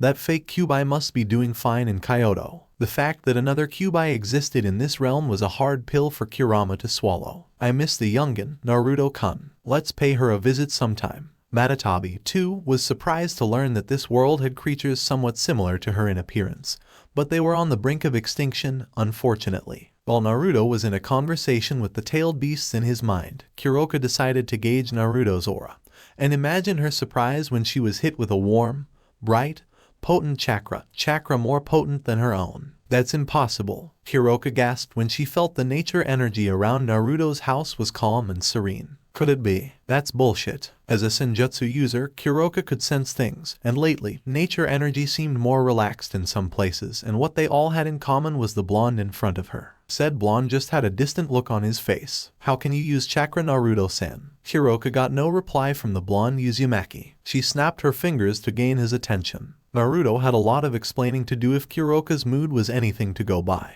He had something excluded to Yaokai's inside him, and it was perhaps the strongest chakra signature she had ever sensed. A half-blood Yaokai, were the whisker marks on his face due to his Yaokai blood. A lot of questions were on Kuroka's mind, and she was willing to use force to get answers. She clapped her hands to shake him out of his thoughts, seeing the distant look on his face. This was no time to go down memory lane. Questions need to be answered ASAP. Oi, I asked you a question, Naya, Kuroka screamed at his face. Huh? It took Naruto a moment to process what was going on. What was that? How do you have chakra? Kuroka snarled at him. Shit. How'd she know? Naruto had beads of sweat rolling down his face. Okay, play cool, Naruto. Gah. What do I do? What do I do? Chibai Naruto was inside the seal with both hands on his head, running around in circles. You got careless, Naruto. Now she too knows you can use chakra. Kurama berated his Jinchuriki. A light bulb appeared on Naruto's head at Kurama's words. You're a genius, Kurama. Naruto exited the seal. That's my sacred gear. Naruto looked Kuroka in the eyes with a straight face. A sacred gear? What's its name? Kuroka questioned with less hostility. It's a unique sacred gear, so I don't have a name for it. Kuroka had doubt written all over her face. She wanted to voice her doubts, but Naruto interrupted whatever she was about to say. Do you mind getting off me? Your weight is blocking the flow of blood in my laps. The shinobi knew he had just dug his own grave, but it had to be done in order to prevent her from asking more questions. Are you calling me fat? Kuroka's beautiful face darkened considerably, rage flashing behind her eyes. Okay, Naruto, this is it. This is your first attempt. Don't ruin it. Naruto took a deep breath as he prepared himself mentally. Wait, I don't mean to say wait. I meant to say your succulent ass. Naruto lied in a slick manner. A sly smirk appeared on Kuroka's face. Yes, I do love sitting in your lap after all. Naruto-kun. She gyrated her hips slowly with a smirk on her face. Your aura is so warm and welcoming, Naya. Kuroka rubbed her face into Naruto's hair. His aura was intoxicating, and the black-haired beauty was finding it hard to control her instincts. In fear of losing his innocence, Naruto pushed her off his lap and made his way to his room. You can see yourself out. I have work tomorrow. The Uzumaki closed the door with a loud bang. Naruto-kun, let's make babies. Kuroka knocked on Naruto's room. This bitch is crazy. Naruto placed restriction seals on the door to his room. A sacred gear that allowed a human access to chakra. Naruto Uzumaki, you are one interesting human indeed. Kuroka said out loud to herself. She needed to know more about his sacred gear, and maybe she could teach him a thing or two about chakra if he joined the Kao's brigade, and then they would make really strong babies together. Kuroka decided she was going to stick around Naruto for a while. Well, I guess I'm sleeping here, hehe. The local church in Kyoto looked more like a battlefield this night as Issei and Ko were in a battle with the fallen angels and stray exorcists. Issei went to confront his former girlfriend, whose real name was Rainer, only to see an almost naked Asia in chains and Rainer ripping her sacred gear out of her. He tried to stop her, but he was too late. Rainer had already removed her sacred gear, Twilight Healing, and implanted it inside her, which made her more powerful. Asia was on the floor dying and she needed help fast. Hiba and Koneko bought him some time and he took Asia out of the church, but the deed was done. Asia would die and Rainer used this to taunt Issei. Issei responded in an aggressive manner and a fight broke out. It was one-sided for the most part until near the end, when Issei managed to barely pull out a win. With Rainer on the floor injured and Asia's dead body in Issei's arm, Rias and Akeno arrived at the scene after they were done with the other stray devils and fallen angels. Rias killed off Rainer and she returned Twilight Healing back to Asia and brought her back to life with her bishop piece, making her a reincarnated devil. Issei was overjoyed because Asia was back in the living world. He hugged her close and didn't let go. Let's go home, Asia. Issei lifted her bridal style as they all made their way back to the orc. Asia had a blush on her face when Issei smiled at her. She was really happy because she now had what she wanted all along. A friend. The morning rays of the sun crept in through the brown curtains behind the windows of a certain shinobi. A blue bird perched on a tree chirped loudly with its eyes closed shut as if it was screaming at a certain shinobi to wake up. Said shinobi squeezed his eyes shut in exasperation due to the intense rays of the sun. The first thing he noticed was that his orange blanket wasn't covering his body, and there was extra weight around his chest down to his legs and unmistakable numerous tingling sensations of hair sprawled all over his arm, chest, and jaws. The shinobi wondered which Biju was sleeping on him, but that thought was thrown out the window when he opened his eyes to a mess of black shiny silky hair. With reflexes gained from his time in the elemental nations, he flipped the intruder on the bed and a kunai poofed into existence in his hands with its sharp edge resting on the pale neck of the intruder. A feminine gasp of surprise was what stopped Naruto's reflexes on time. He took his time to actually look at the intruder and was a bit annoyed to see it was the cat woman. He watched as her expression went from surprise to fear before finally settling on mischievous. I never knew you were into something like this, Naya, she moaned under him. Hiroka's verbal tick was really weird for Naruto. What the hell are you doing in my room? He asked in suspicion. Naruto knew his seals were active, so how did she get in his room? He suddenly remembered something about devils and their teleportation circles. He'd have to do something about that. I was cold and lonely and you were so warm, Naya, she replied. Naruto took the kunai away from her throat and got off her to prepare for the day. Where are you going? Hiroka asked as she sat Caesar style on Naruto's bed. Her kimono had fallen off her shoulder, exposing a good portion of her boobs. The next time you sneak into my house will be your last, the shinobi replied and closed the door to the bathroom with a click. Naruto was a very interesting person for Hiroka. Many men would have stared blatantly at her tits, but he didn't even spare a glance at the insides of her revealing outfit. It takes great self-control to not gaze at a supernatural woman in a lustful way, but here was a human not even taking a glance at her orbs. Naruto Uzumaki came out of the bathroom 10 minutes later with a knee-length white towel wrapped around his waist and another one wrapped around his hair. He made his way downstairs to make breakfast only to see Hiroka in the kitchen. He raised an eyebrow at her as she poked her nose into his cabinet. Don't you have any food item in your house other than ramen? She asked but got no reply from Naruto. You need to eat other things than ramen, Naya. You'll never understand the divinity of ramen like I do, Naruto replied sagely with a bitter smile. What are you doing here anyway? Don't you have work to do? The knucklehead ninja asked. I've decided to stick with you for a while and you don't know everything about chakra like I do, Hiroka boasted. Naruto scoffed and shaked his head while he wolfed down his ramen. What? You think I'm a slouch when it comes to chakra? Do you even know what senjutsu is? Hiroka was getting irritated at Naruto's lackadaisical attitude towards her offer of teaching him how to use chakra. Naruto actually laughed out loud at her statement. You know nothing about senjutsu, brat, Naruto replied smugly. Hiroka grit her teeth hard and a low growl escaped her mouth. She was about to spit another retort before Naruto stood up and dumped the bowl in a sink inside the kitchen and traced his step back to his room. Naruto walked out fully dressed for work a few moments later. Catwoman, I'm going to work, so you're... Huh? She's gone. Naruto shut the front door and pocketed the keys and took off in the general direction of Kyo Academy. He couldn't shake off this feeling that he just created trouble for himself. Meh, everything will work itself out. Kyo Academy. Kaya, Naruto-sensei. Look at how he's so modest. It's that blonde bastard again. Looks like something's never changed, Naruto mused as he walked around school to the staff room. His musing was cut short when he heard a busty, bespectacled female student with black hair styled in a bob cut called out to him, and beside her stood another bespectacled female student with long, black hair. He remembered her to be the student council's president. What was her name again? Was it Sina or Sabrina? Meh, he'd figure it out eventually. Good morning, Naruto-sensei. Her elegance reminded Naruto of the clan heads, especially the Hyugas, back at home. This one would be a stick in the mud type, no doubt. Good morning to you, Sonic, Naruto greeted her. It's Sauna, Naruto-sensei, she corrected, and this is Tsubaki. Tsubaki greeted Naruto and he did the same. Naruto-sensei, we have a lot to discuss, please walk with me, she admonished her blonde teacher. Lead the way, Sokka. Naruto shrugged off the glare he got from Tsubaki. Don't look at me like that. People's names are really hard to remember, he defended himself. Naruto and Ko entered the student council room, which had a round table and chairs in it, and the walls were painted light green. She took a seat in one of the chairs while Tsubaki stood behind her. He noted that she was a bit tense, but Four Eyes' body language was really calm. So, what's up? He asked, sitting with his legs crossed and his fingers folded on his lap. It's come to our attention that your way of teaching is a bit crude, Sona said. What? You calling me a lousy teacher? Naruto retorted as he uncrossed his legs. No, a student complained about you outrightly refusing to help a student in need. When did I? He pondered for a moment before realization dawned on him. It's about that Gremory kid, huh? Naruto had a feeling that was all this was about. That meant only one thing, this girl's a bat too. You seem a bit annoyed, Naruto-sensei. This is not something to scoff at. You refuse to help a student in need of your expertise and other students complain about your lukewarm attitude in class. You are one of the most intelligent teachers in school, having graduated from a prestigious university with a PhD.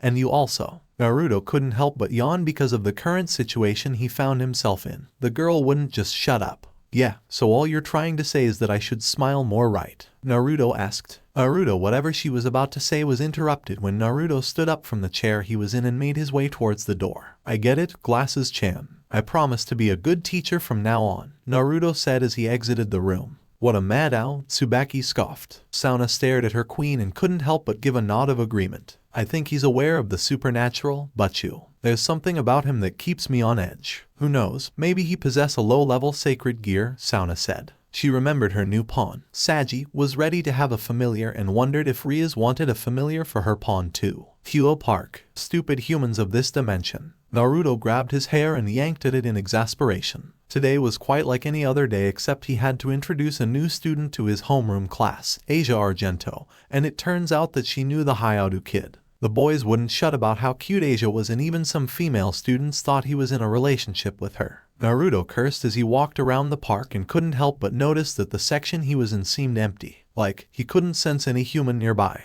That only meant one thing, a magic barrier had been set up. As he was wondering who would place a magic barrier in a park of all places and why, his analysis was interrupted by a certain cat. Uzumaki Naruto. Hiroka screamed out as she emerged from a magic circle. The blonde shinobi couldn't help but groan in exasperation. What is it with you, Catwoman? He asked, clearly frustrated. Fight me. Hiroka took off at Naruto with her fist balled up and her cat tails and ears out. The ninja easily sidestepped her attempt, letting her sail past him. I don't have the time for this, Catwoman, he said. Hiroka's pride took a blow when he not only refused her attempt to teach him how to control chakra but also turned her attempt at teaching him senjutsu. That was unacceptable, and when she's done with him, he'd regret not letting her teach him. Come at me, Naruto. She rushed at him, this time with a war cry, intending to get a punch in, but all her attempts to cause bodily harm to Naruto were futile. The blondie just dodged all her attempts with a bored face on. Frustrated, she jumped back to create distance between them and cast a fire spell at Naruto. Said shinobi stood idly looking at the ball of doom coming at him with a bored face on. Hiroka's eyes widened when he didn't move from his position, and a second later, her flames exploded upon contact with its target, and a cloud of dust kicked up from the impact. Hiroka waited with bated breath for Naruto, and as the dust cleared out, she saw him inside a sand construct relatively unharmed. She knew it was going to take more than that to defeat him. She was merely testing the waters before she launched a full-scale assault. Last warning, Hiroka, I don't have time for this, Naruto warned, getting slightly serious. Hiroka gritted her teeth and took off at him again, but this time, she created 4 illusions of herself and they all surrounded him. Naruto chuckled at the illusions and took a deep breath before he summoned 4 shuriken and threw them at all 4 Hirokas and did a one-handed tiger seal. Shuriken Kage Bunshin no Jutsu. The projectiles multiplied and took out the illusions while the real Hiroka charged up a lightning spell. As she was about to take aim, a tendril of sand wrapped around her feet before she could react and threw her at a tree. The huge tree cracked in two as Hiroka hit the trunk of the tree, small splitters flying around in the air as Naruto appeared in front of her face with a kunai in hand. She thought she had him put under an illusion, but it seems that he broke out of it easily. How? She asked in shock before she passed out, courtesy of a karate chop to the neck. Troublesome woman, the ramen-loving blonde sighed. Now he had to take care of her unconscious body. He carried her body bridal style and was about to hurry in her home before he heard the familiar voice of a certain student. Naruto-sensei, what are you doing here with an unconscious woman? Issei noticed it was an extremely hot woman. He cursed his luck in tears. Someone I know. Naruto sighed at the current situation before he walked away from the park. You have a hot friend, sensei? Issei asked. What happened to her? The brown-haired pervert asked curiously. She tripped and fell, Naruto answered. Issei face-planted at the sheer absurdity of his reply. How can a trip knock someone unconscious? You ask too many questions, Hyaru. What happened to you? The blonde teacher inquired about the current condition of Issei. He looked like he just went through hell. Oh, I was training, Issei answered with pride. Why did you train? Naruto asked. What is your purpose for training? What drives you? For some reason, he immediately regretted asking that question. I want to become the harem king. Issei screamed in glee. He was the weakest member in Rias's peerage and only high-class devils were eligible to have a harem. That's why he desired to strive harder to reach his goal. Naruto facepalmed when he heard his reasons. Why did I ask anyway? He picked up his pace. Wait for me, sensei. Let's go home together. The brown-haired pervert ran towards his sensei. Uzumaki Mansion. The time read 5:15 p.m. when a ding rang from the kitchen and Kuroka woke up with a gasp. She wondered where she was before she remembered what happened in the park. That jerk. She barged into Naruto's room but the blonde wasn't in. She checked the rooms upstairs but still no sign of the blonde. She idly wondered why his house had a lot of rooms when he lived alone. She checked the kitchen and bathrooms and still no sign of Naruto. Her anger was rising to epic proportions and she needed an object or a certain blonde to vent her anger on. She'd rather it be the latter. As she drew in Senjutsu chakra to find Naruto, her eyes widened to the size of dinner plates when she was bathed in calm, serene chakra which did wonders to her nerves and mind. She let out a purr of satisfaction and she almost forgot about the blonde she was looking for. As she gathered herself, she quickly noticed that Naruto's bright chakra wasn't around the house or neighborhood. All she could do was enjoy the feel of Senjutsu. If this was Naruto's doing, then she really needs to ask him how he does it. She explored the house for a while before entering his spacious backyard which had different kinds of flowers and plants. She sighted Naruto on the floor in a meditation pose. She wondered how he looked so calm and peaceful for someone who walks around with a bored expression on his face. He was in front of her but she couldn't sense him at all. It was as if he became one with nature. Kuroka smiled bitterly when she realized he was a sage. His connection with nature was on a different level entirely. Her chakra and senjutsu were inferior to his. He was a true sage. She almost regretted disturbing his meditating form.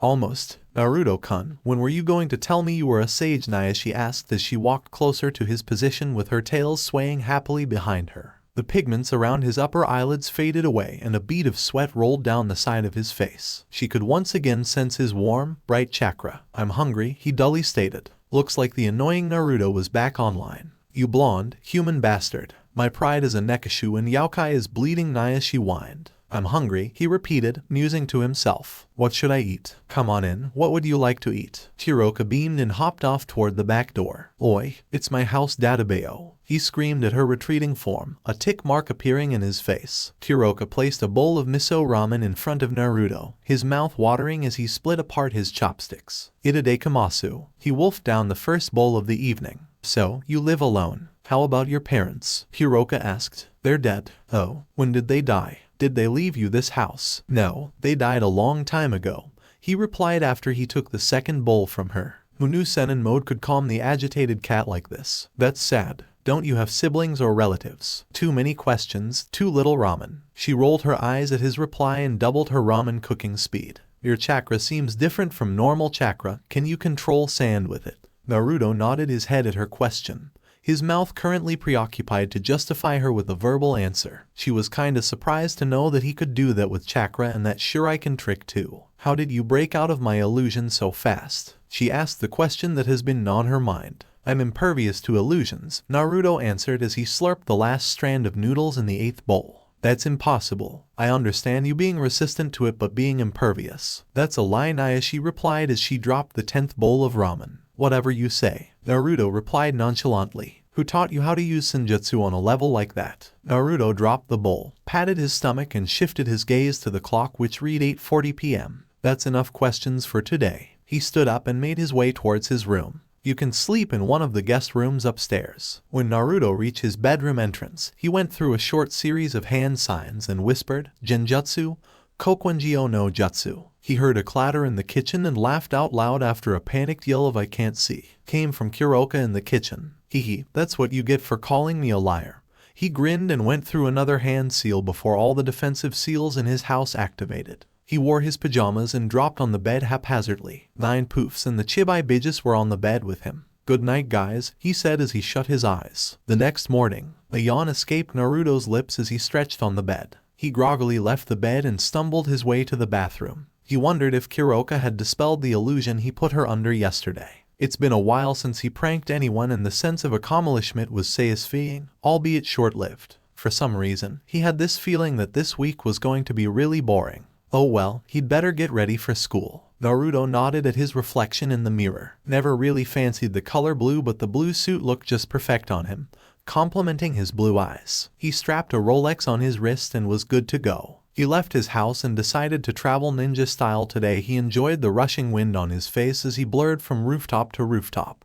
Kyoto Academy appeared in the distance, and he upped his speed. Landing on the floor with a soft thud, he took a steady gait towards the school's gate, and he couldn't help but notice a lot of girls and women eyeing him like he was some sort of candy. Fangirls. Good morning, class, Naruto greeted as he entered class 3B. Gee, good morning, sensei. They all chorused, surprised at the fact that their sensei wore a suit. All beautiful blondes should just die. A male student cried out loud. Settle down, Naruto ordered as he wrote the topic of the day on the board. He elaborated on it and asked if there were any questions. Receiving none, he noticed the new girl and Hayato weren't in class today. The resident devils were also missing. How strange. Naruto didn't give it much thought and summed it up to devil business. The rest of the day went by in a flash. Boring and uneventful. Uzumaki Mansion. Naruto dropped on the long couch in his house with a sigh. He laid his head on the armrest and his legs were on the other one. Finally, some peace and quiet. His leisure time was interrupted by a certain woman who appeared via magic circle on top of him, rubbing her face on his chest. Naruto sighed again, this time in exasperation. There goes his peace and quiet. Naruto-kun, let's make babies nice, she said as she tried to unfasten his buttons. He took hold of her wrist and directed an emotionless stare at her. What's up with you and wanting babies? He asked. I want to have strong babies so I can repopulate my clan, she answered honestly. Naruto grabbed her by the waist and lifted her off him like a baby and dropped her beside him. What kind of yokai are you? A nekashu, a rare species of nekomata, she answered. So are you a nekashu or nekomata? Get straight to the point. Hiroka facepalmed at Naruto. Are you the last of your kind? He inquired. No, I have a little sister, Hiroka answered. Naruto hummed at that. She actually attends the same school you teach at. Naruto was surprised at that bit of information. A yokai was in that school. What's next? Angels. Fallen angels. Is her name perhaps Nikoko? Hey Nico. No, it's. Naruto struggled with her name. Koneko. Hiroka raises her eyebrow, taking a guess for the blonde. Yes, that's it. He nodded. Hiroka's mood dampened and her eyes glistened with unshed tears, and her miserable look was augmented when her cat ears deflated. You guys have history? Naruto asked. Hiroka sniffed as she told him about her childhood and how she had to become a reincarnated devil in order to protect her little sister. She told him about how she killed her king and became a SS-class criminal to keep her sister safe. Naruto listened to it all without moving an inch. Her sacrifices reminded him of Itachi, and she was making the same mistake he did back then. HN, you remind me of someone I once knew. He killed off his entire clan to protect his village and above all, his little brother. Hiroka's eyes went wide in shock when she heard what Naruto said. He manipulated his brother to hate him, and that hate drove his brother to madness. He backstabbed his friends, joined a criminal organization, and even abandoned his own village for power to defeat his brother. Naruto said with a serious face. To be honest with you, all the cool guys I know were criminals. He remembered people like Nagato, Zabuza, Itachi, Obaido, and even Madara. Don't push your little sister away, Hiroka. She deserves to know the sacrifice you made for her. Naruto used her name for the first time. Hiroka wiped off her tears as she stared at him in awe. Who knew the blonde had a side to him like this? Thank you, Naruto. She thanked him for understanding and using her name for the first time. The next day, Naruto entered the living room expecting to see Hiroka's sleeping form, but found a note on the table. I have important business to attend to, Naya. PS. Don't miss me too much, Naruto-kun. He scoffed when he read it. Who's gonna miss you, you stupid cat? He dropped the letter on the table and went out. Naruto was on one of the dense trees inside a forest far from Kyoto. He decided to skip school today and purify nature energy today. He found a good spot and began meditating. It's been a month since Naruto's fight with Daisuke, and ever since then, he's been trying to escape the hero faction who kept sending other people after him. Mostly pawns in large numbers. They always seemed to know where he was holden, no matter how good of a hiding place it was. He was inside a fortified forest which has served as his home for 2 weeks now. He ate different fruits from the trees around and rabbits for source of meat. The Bijis were still in their slumber and he hadn't found a way home. All he did was hone his skills and learn new ones. He even had different groups of clones working on Katen and Suten jutsus he remembered from memory. He had tried to summon the toads from back at home, but no matter how much chakra he pumped into it, only the intricate, dark pattern appeared. No poof of smoke, no giant, orange toads, no space-time ninjutsu achieved. He was really angry that day, so he tried to summon them again and again and again before he was tired. He tried reverse summoning, but unfortunately, he couldn't reverse summon himself. When he tried to, he was pushed back violently as it felt like his body was disintegrating cell by cell. His tired form lay down on the clearing as he watched the clouds slowly drift off. He cursed his luck and punched a mini crater on the floor in exasperation. He tried to summon again, but this time, his Rinnegan activated. Kuchiyos no Jutsu. Poof. Naruto stared on at the massive cloud of smoke. Hope, surprise, and expectation etched into his face. An enormous three-headed dog stood in front of Naruto, dampening his mood instantly. Algae excitement, down the drain. He sighed and dispelled the dog. Talking about the Rinnegan, Naruto's Rinnegan was different. He could use all 6 paths. He hadn't explored this new Rinnegan yet due to the fact that he hadn't mastered the base Rinnegan abilities. He could control up to 4 clones to harness the chakra in nature's energy, which wasn't abundant like in the elemental nations. Something else was in the air. It took a lot of meditation to enter Sage mode once again. He was even tempted to use Gakido to absorb chakra from nature one time, but he changed his mind because of his pride as a sage. Naruto noticed that every time he tried to enter Sage mode or when he was in Sage mode, it was like someone was trying to talk to him. Like someone was trying to summon him into a different plane. The connection itself was very weak and fragile, but there's something that's telling him not to find out what or who was calling him. In Sage mode, Naruto can sense supernatural beings within a given area. It required his utmost focus if the supernatural being was well hidden. Talking about modes, it seems his 6 paths chakra was much more powerful than ever. Having both powers of the yin and yang Sealsol had its perks. The Bijus were suffering from extreme chakra exhaustion,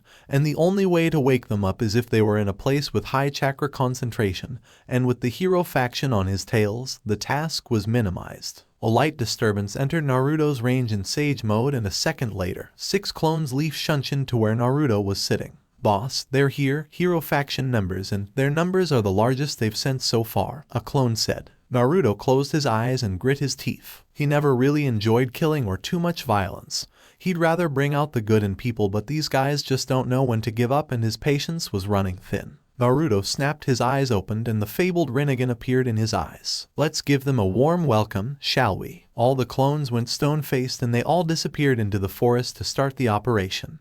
What's so special about this guy exactly? A random lackey asked. Said lackey was among a group of people sent to capture Naruto. How did they know where he's at, you ask? Well, it's because they placed a tracking seal on the blonde shinobi. Their orders were to bring him back using extreme lethal force. The organization even sent some powerful members to apprehend him if he was proving too difficult. These orders were given by Cao himself. This guy took out Daisuke, man. Another random lackey stated. Yeah, and I heard he defeated dozens of other people, man, a brown-haired lackey stated. These guys are so noisy, a man with a sword and shield complained. This man was Perseus, the reincarnation of the demigod Perseus. We should be hunting down devils, a man in a black coat grumbled. This guy is going to fall to the power of my sacred gear, a man in white muscle shirt and gray pants boasted. I wouldn't be so arrogant if I were you, Perseus warned. He knew the blonde wasn't any pushover, even though Daisuke was a low-ranking member lucky enough to have achieved balance breaker.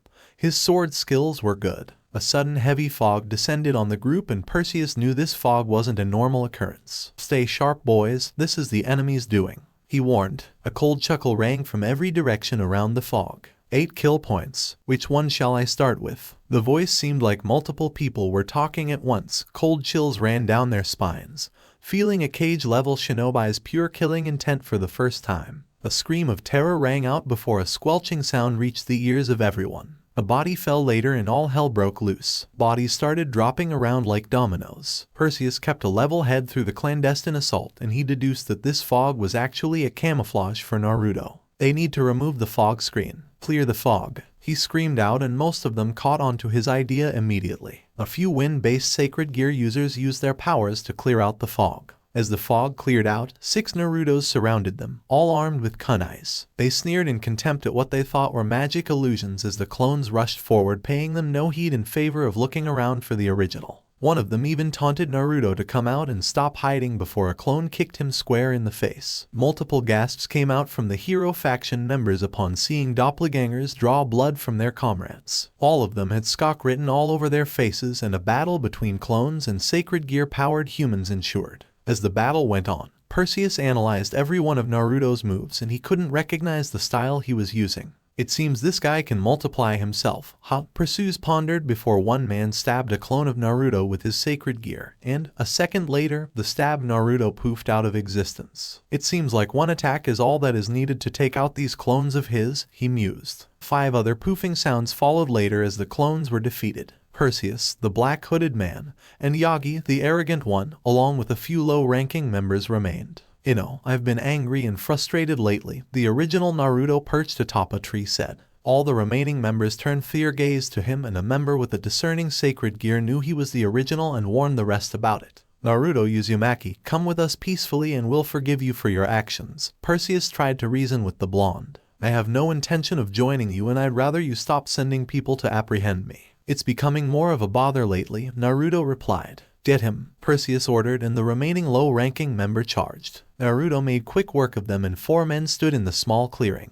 You're not bad but your sacred gear's power is below mine, Yagi boasted. Let me show you the difference between you and me. Yagi held his right wrist with his left hand. The hand mutated into a furry, red limb with a long, sharp claw. This is my sacred gear, Dabatsuten. He screamed with glee as he charged at Naruto, and the black-hooded guy followed. Naruto, who was bare-chested with a black, tight pants on, lowered his body a bit and waited for Yagi to charge at him. His punch was very sloppy and the shinobi easily ducked under it with a kunai in hand, ready to cut off the offending arm before he was forced to block a punch from the hooded guy. The latter went for a haymaker but Naruto brought his second hand to block again, and Naruto was clinched. Yagi took this opportunity and brought down just transformed hand hard down on Naruto with a cry.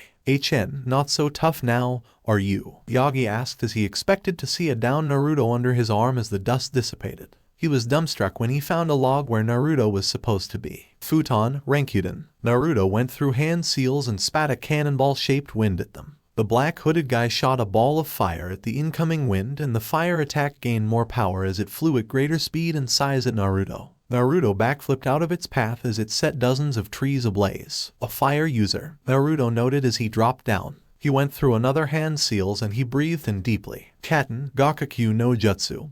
He called out the name of his technique as a truck-sized ball of fire came out of his mouth. Yaga's eyes widened when the scorching flame came at them. The hooded guy responded with his own white flames, canceling both flames out. This guy is no pushover, Yagi, I suggest you become serious, the hooded guy admonished. Yagi gritted his teeth out of frustration because he had to use his balance breaker. His balance breaker allowed him to transform into any kind of mystic animal he wants. He took the form of a red, 6-eyed giant beast with white bone armor around its midsection, arms and tails. He roared and charged at Naruto on all fours. The ground shook and trees toppled as he neared the blonde shinobi with both fists raised up and joined together. The shinobi took a massive leap over his hammer fist, easily avoiding the attack. Katen and down. Naruto breathed a stream of fire on the beast while he was upside down in the air. The flames covered the red beast and it raged on as Naruto landed. Yagi transformed into a dragon-like beast with 2 pairs of insect wings as he fanned the fire away from his body. Aren't you forgetting about me? The hooded guy threw a punch at Naruto which was ignited with white flames as a ball of flame passed through Naruto's face. He took a step back and brought his fist to block a jab.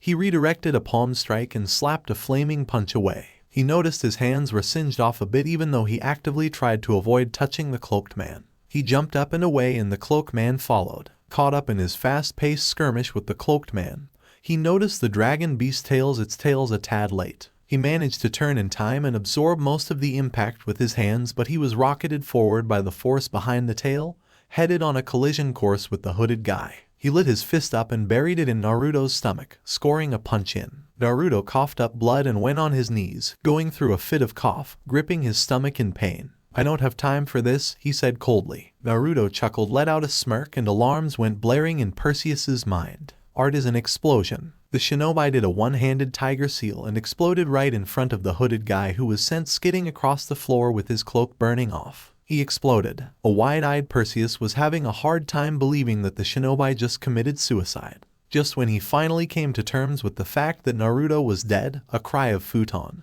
Kizukiri no Jutsu, made Yaga's blood run cold. Wind blades came out of Naruto's hands and cut off the limbs of Yaga's transformed state. He roared in pain as he fell without his limbs for support. The down-hooded man earlier stood up to receive the Uzumaki Renden performed by the clones of Naruto. Yagi transformed again into a huge snake, this time as he charged at Naruto with his fangs dripping poison. The charging snake reminded Naruto of a certain time in his youth. "I will not be swallowed by a snake again." His eyes shone in defiance. Poof! Another clone of Naruto descended from above with a huge Rasengan which was big enough to cover the snake's head entirely as it grinded its skin to mush. The snake transformed back into a bleeding Yagi in the crater created by Naruto's attack. Most of the forest had been destroyed and their fight was bound to attract attention without a barrier. "This fight has gone on too long, Uzumaki Naruto," Perseus grimaced. "I'm afraid I am going to have to end this in an instant," he said as he unsheathed his sword. Naruto had a feeling this guy was different from the other, and he was proven right when he blurred into existence in front of him with his sword about to stab him through the heart. He quickly substituted with a log and he appeared behind Perseus with an Hurricane kunai ready to pierce his spine. Perseus used his sword to slap Naruto's kunai away, and he used his shield to block Naruto's haymaker. He kicked Naruto's unprotected midsection and Naruto flew back due to the power behind the kick. He righted himself mid-air and landed on both feet. "Just come with us, Uzumaki-san," Perseus said. "Why do you want me so bad?" the shinobi asked. "Your abilities would be very useful for the hero faction," he answered. "I'm sorry, but I can't join you. I can't afford to join any organization," Naruto said. "A shame, really. Perhaps we can come to a negotiation," he asked in hope. Naruto pondered for a while and he made up his mind. "Forget it. We can't come to a negotiation." The shinobi wondered if he could find someone in their ranks that could help him get back home, but dismissed the thought because these people wouldn't let him go. "Your sacred gear is quite unique, Uzumaki-san. It feels a lot like chakra, but what you are doing is impossible for a yaokai," Perseus stated. There was that word again. Yaokai. The word seemed to have a link with chakra, Naruto thought, but it couldn't be true, right? "Tell me about these yaokais," Naruto requested. "More like ordered. You know nothing about them and you live in Japan," Perseus asked as if it was something Naruto should know. "Just answer me," Naruto screamed out in frustration. Perseus dropped into another stance. "You'll have to beat that out of me," he said. Naruto narrowed his eyes and then his chakra levels spiked for a second before Perseus couldn't feel his energy anymore. Perseus' eyes dilated to epic proportions at the sudden development. He had only one hypothesis in mind and he didn't like it one bit. This guy was on a level he couldn't comprehend. "I'm sorry, but many people are counting on me," Naruto said as his face became emotionless. Naruto raised one hand up as a Rasen Shuriken came to life in his hand, accompanied by JT's loud screeching sound. Perseus knew he had to act fast because of the amount of energy he felt in that technique. He didn't even want to know what would happen when that attack hit its target. He knew he had to act fast or he was toast. Caputo Medusa and Mineralization NATO. Perseus had activated his balance breaker. Medusa's head flew off of Perseus's shield, grew in size, and stayed afloat in mid-air. The snakes on his blade came to life and charged at Naruto. Naruto reared his hands back. Medusa's eyes opened. The snakes were 4 feet away from Naruto. The shinobi leaned forward and threw his technique at Perseus with a cry of "Futon, Rasen Shuriken." The snakes stood no chance against the technique as it cut through them and took off at a frightening speed at Perseus. He brought up the shield. Medusa's eyes charged up a green beam. Naruto stared at the floating head. A bright light engulfed the whole forest. Flashback end. It was evening when the shinobi was done purifying nature around the forest. Shinobi opened his eyes to see a group of fallen angels and a priest surrounding him with light spears and holy weapons pointed at him. "Oh look, it's a group of crows. A murder." Naruto laughed at his own pun. "Devil-loving trash." A female fallen angel screeched. "We will purify your tainted soul." Naruto sighed. "Do I look like a bat to you?" he questioned, still seated on the ground. "Shut up, devil lover," the priest screamed out as the 4 of them charged at Naruto. Issei was out jogging for the last day of their training before the raiding game. He knew he was the weakest member of Rias's peerage, but there was this Chibai Issei with devil wings on his shoulders screaming out Asia. Asia, damn it, he screamed out. At least she was better at magic than he was. He sucked at it, but he still wanted to protect her. There was something about her smile, her countenance, and how his mood brightened up every time he saw her. He wanted to be strong enough to protect her, and maybe then